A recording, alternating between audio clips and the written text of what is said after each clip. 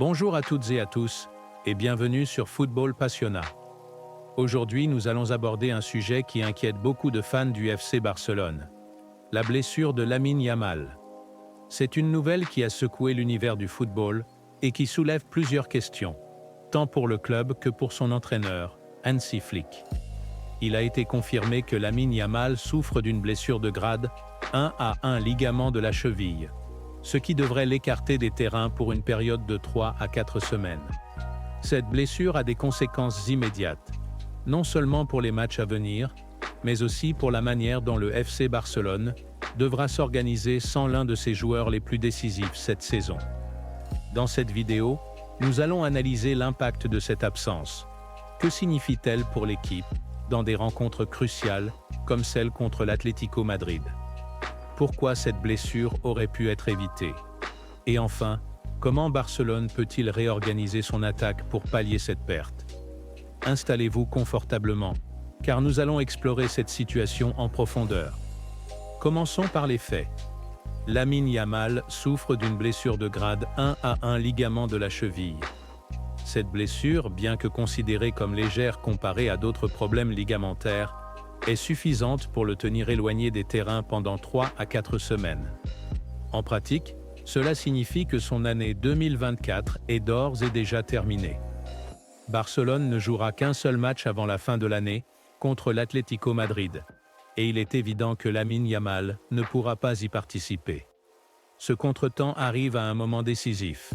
Barcelone doit encore disputer des matchs clés, notamment en Coupe du Roi contre Barbastro, le 4 janvier 2025, puis la Supercoupe d'Espagne le 8 janvier contre l'Athletic Bilbao.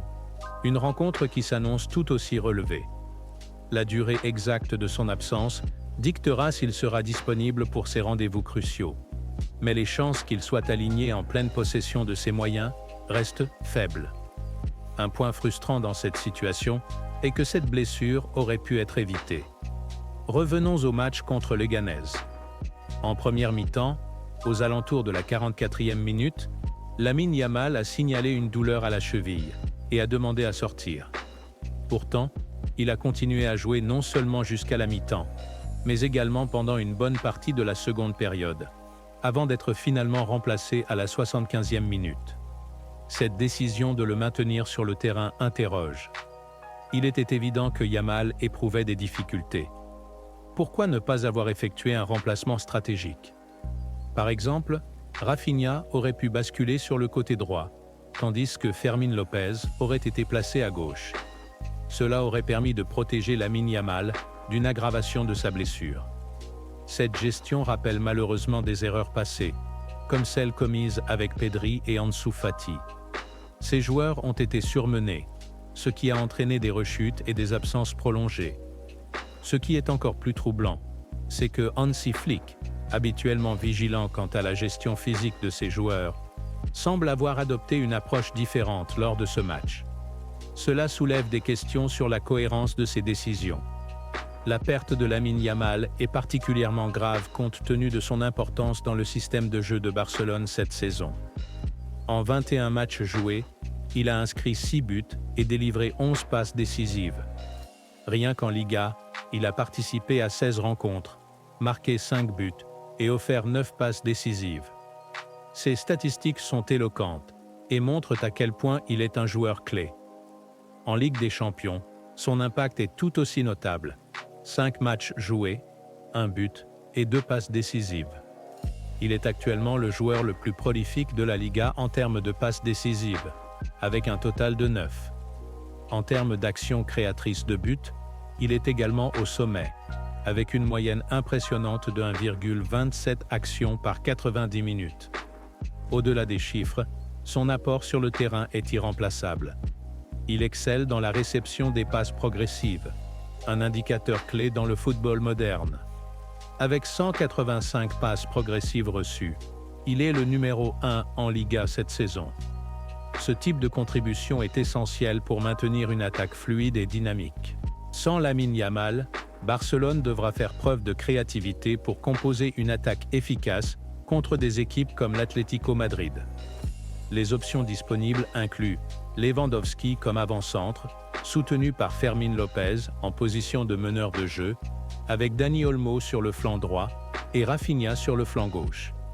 Ce dernier a prouvé être plus performant sur le côté gauche, où il peut exploiter son pied gauche pour centrer et tirer. Cependant, l'absence de Lamine Yamal signifie une perte de précision et de fluidité dans la coordination offensive. Il sera crucial que des joueurs comme Jules Koundé et Dani Olmo travaillent à améliorer leur alchimie sur le terrain pour compenser cette lacune. La blessure de Lamine Yamal est un rappel des risques liés à la mauvaise gestion des joueurs, en particulier ceux qui sont encore jeunes et en développement. Pour Barcelone, il s'agit d'une période critique, mais aussi d'une opportunité de réfléchir à des stratégies pour prévenir ce type de situation à l'avenir. Pour l'instant, il reste à voir si Hansi Flick saura adapter son équipe à cette absence.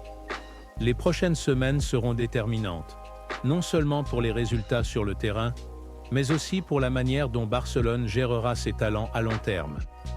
Dites-moi dans les commentaires, comment Barcelone peut-il surmonter cette période sans Lamine Yamal? Pensez-vous que l'équipe peut trouver une solution efficace pour rester compétitive? Merci d'avoir suivi cette vidéo. Si ce sujet vous a intéressé, pensez à vous abonner, à liker et à partager pour soutenir la chaîne. On se retrouve très vite pour une nouvelle analyse.